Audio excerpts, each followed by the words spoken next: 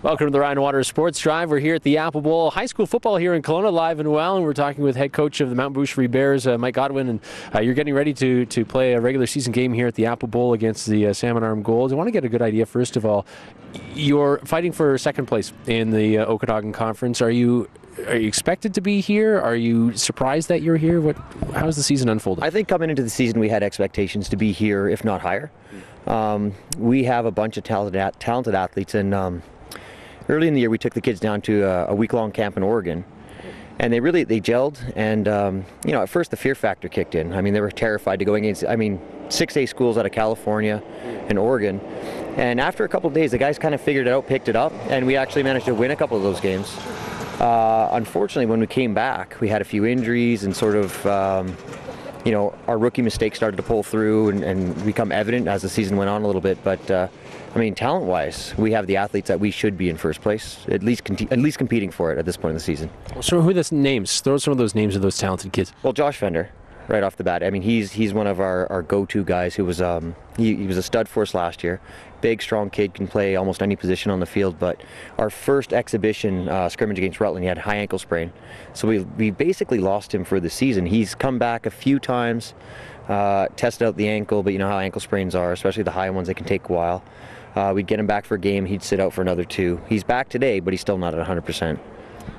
Is injuries often a factor in high school sports, not only in the sports in general, but in high school sports where kids they're still developing? Is that come into play? Oh, it's huge, because for the most part, most high school teams, your athletes are playing 2 ways. Yeah. So if you lose your star tailback like we did with Fender, you lose a middle linebacker and a guy who can contribute on special teams too, and just the experience on both sides of the ball.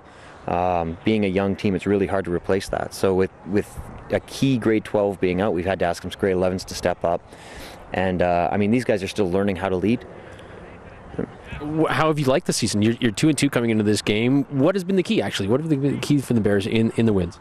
Well, we've been really inconsistent.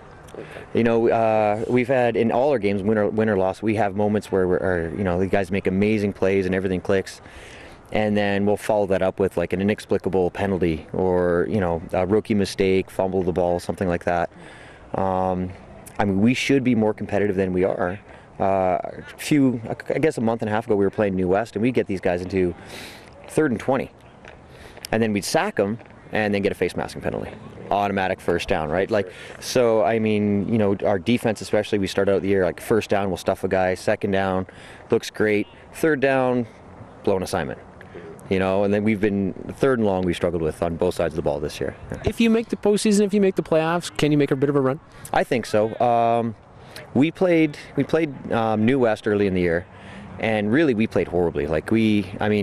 Talking about rookie mistakes, they do a lot of misdirection stuff, and if our guys were able to figure that out, like actually follow the cues given by the offensive line, like I said, we'd blow them up. One play we'd figure it out, 10-yard loss. Next play, another 5-yard loss. Third play, mental lapse, 4 guys would follow the fake and the guy with the ball would run, 40 yards the other way type of thing. So, physically we match up. Like, we haven't been in a game all year where, we got pushed. Like years ago, we go down to the coast and they're just bigger and stronger. And, we have a pretty good weights and fitness program at Mount Boucherie, and our kids are, they're big and they're strong, and we have some good athletes. It's just, we're mostly grade 11s. So, how that learning curve goes, if we figure it out, and we're starting to. Like last game on defense, I thought we made some strides against Rutland. A few guys stepped up, and you can see the wheels turning. They're starting to get it. If we can get a little bit more of that, I think we could actually go, at least a couple rounds in the playoffs. And, if everyone gets it, right, being the eternal optimist, you never know, right, hopefully. Is high school football in the Okanagan comparable now to the coast? Because you mentioned years ago you go down to the coast and they're bigger, they're stronger, they're faster, and you lose. Now, is it more on an even plateau?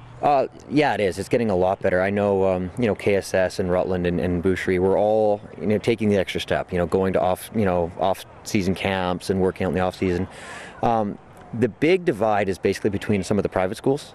There's some of the big Catholic schools on the coast, and, they have a leg up on everybody, and they dominate most of the teams in the Vancouver Conference. But years ago, our number 1 team from the interior would go down and get it handed to it pretty good by like a number 5 out of the east or west.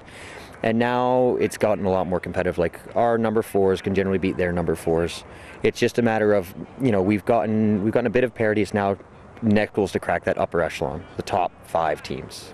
Before you face them, before the playoffs happen, what do you want to accomplish in the last 2 games of the regular season?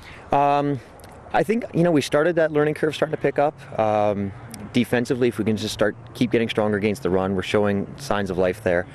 And realistically, I mean, each week, like today I'm missing, a couple guys with injury. One guy was out with strep throat. If we could just get everyone healthy. Because, we've been starting, with Fender being out, we started, I think, 3 or 4 different tailbacks throughout the course of the season, and we haven't managed to get that continuity or the timing down yet.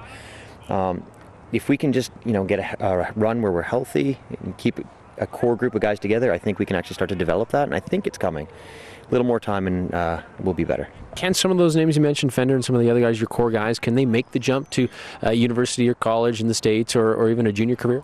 Yeah, I mean, off the top of your head, like for grade 12's Fender, absolutely. He's got some interest from McGill, Simon Fraser. I mean, he's a kid. He's a natural athlete, 6 foot, 6'1", around 200 pounds, no fat on him. Smart guy, like scores real well in the SAT and whatnot. He can step into CIS, and he could be a CIS linebacker without a doubt. A kid like Jarrett Young, he's our leading receiver right now, tall, rangy kid. SFU's interested in him. And for him, for a lot of these guys, it's a bit of a project, right? Very few kids can come 1 year out of high school and actually contribute to a university team. But, I mean, he's got the type of frame where if he goes up, maybe red shirts for a year, good off-season in the weight room, a couple of these guys, I mean, CIS and beyond. Some of our grade 11s are already showing great promise. Like I said, 5 years ago, we'd maybe have 1 or 2 guys on the team that could bench press 225 once. And now we have grade 11s. Our grade 11 quarterback can rep it. We got guys that are now pushing 280, 275. So, I mean, that speaks for the work they're doing in the offseason, and I think that's going to carry over for the next couple of years at least, yeah. How about the school support? Is the Boucherie Bears, are they backed by the school, not only the men, but the kids coming out to the games? Oh, yeah. I mean, the whole football culture is just starting to develop, and it's great. I was at Boucherie a couple of weeks ago before a game against Rutland, and they had like a spirit day, like a pep rally, and, face painting and banners up in the school. And I mean, that's fantastic. I mean, on Friday night, you get out here, our games against Rutland or KSS, it's not uncommon to have more than 1,000 fans in the stands. And I mean, for a high school kid, that's a pretty neat experience. Yeah. Mike, thanks for doing this. Good luck the rest of the way. Thank you. Appreciate it. Mike Godwin, the head coach of the Mount Boucherie Bears. Check out more information right here on the Ryan Waters Sports Drive, ryanwaters.ca.